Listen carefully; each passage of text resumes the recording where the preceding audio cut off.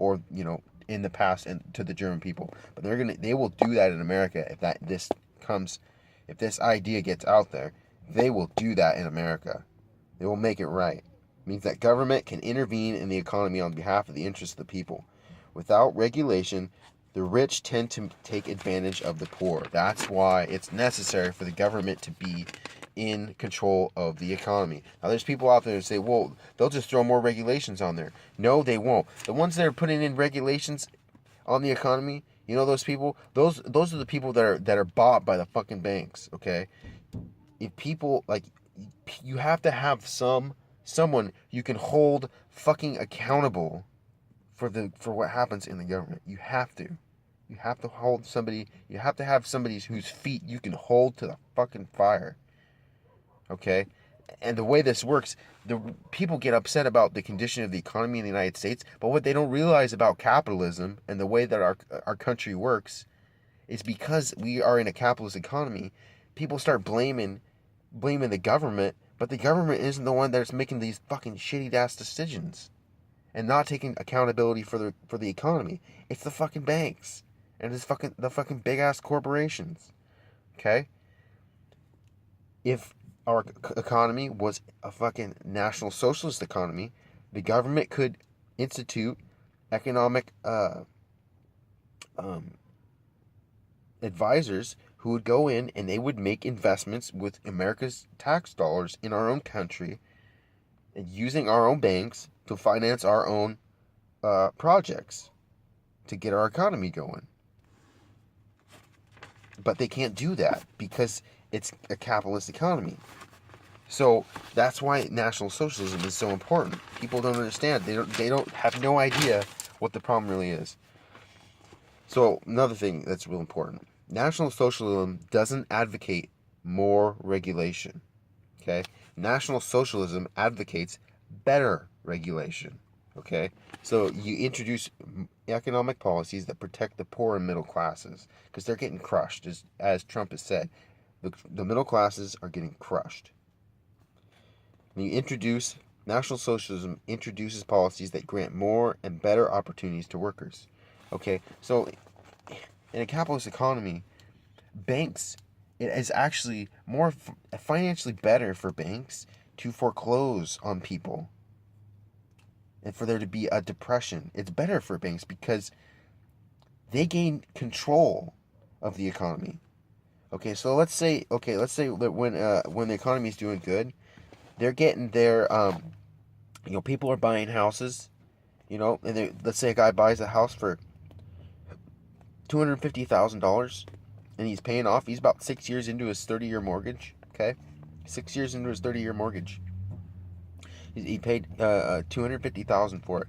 Okay, let's say he's paying 10 grand a year. Okay, 10 grand. So he's putting 10 grand a year on his house. Okay.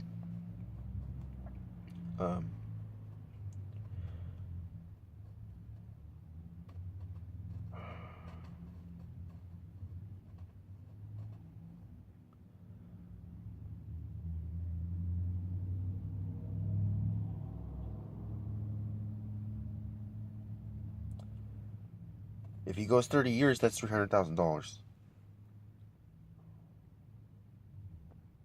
Plus the interest, plus extra interest, So by the time he's done, he's got like $500,000 into it, $600,000, whatever it is. Somebody's better with math than I am. But anyways, so he buys that home, but let's say the market dips. So he gets the home after all that time. If he ends up working and paying it off, but he's 6 years into it, so they already have 10 grand a year. So they already have after 6 years, the bank already has 60 grand. The market goes shitty. Okay, and he loses his home. He can't pay for it. He's delinquent for 3 months. Can't pay for it. Well, what does the bank have? They already have the 60 grand that he paid towards his house. And then they have the right to take his house from him because he's not making payments anymore.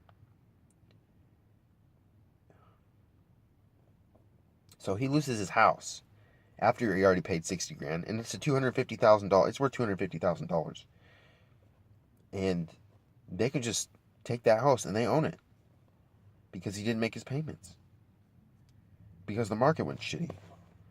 But they were responsible for the fucking market because it's a capitalist economy. So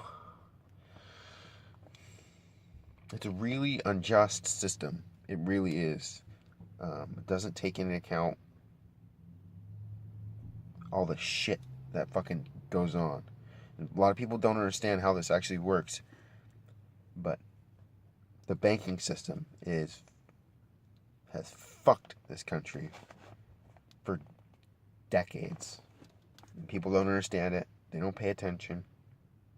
And that's why this is so important, so that people are protected from assholes that are trying to fucking take advantage of people. So,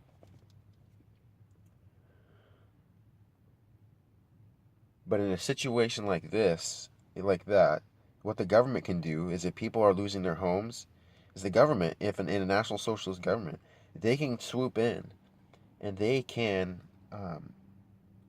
either offer that man work, they can stimulate the economy to offer work for people to pay that house off so that he can keep his home, or they can enable him to offer some other kind of payment plan, some other do a refinance something so that he can save his home. The government can do that because they'll be able to lend under National Socialism where they're taking partially control of the economy. They can't do that, or they don't do that in capitalism because the fucking bankers rule it. And they don't give a shit about us. They don't give a shit about us. So the ideal economy. So I want to kind of transition from there into the ideal economy.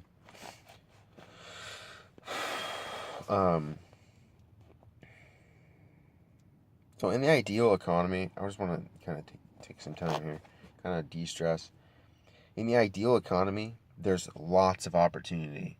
Okay, you want in an economy for everyone, you want there to be tons of economic activity going on. You want you want the United States, you want every country to have so much economic activity going on that it's like a beehive. There's just bees flying around everywhere, busy as hell. People are just doing stuff left and right, just working and being productive, and that's what makes human civilization grow and become strong. Is when people are working and they are enabled to be productive.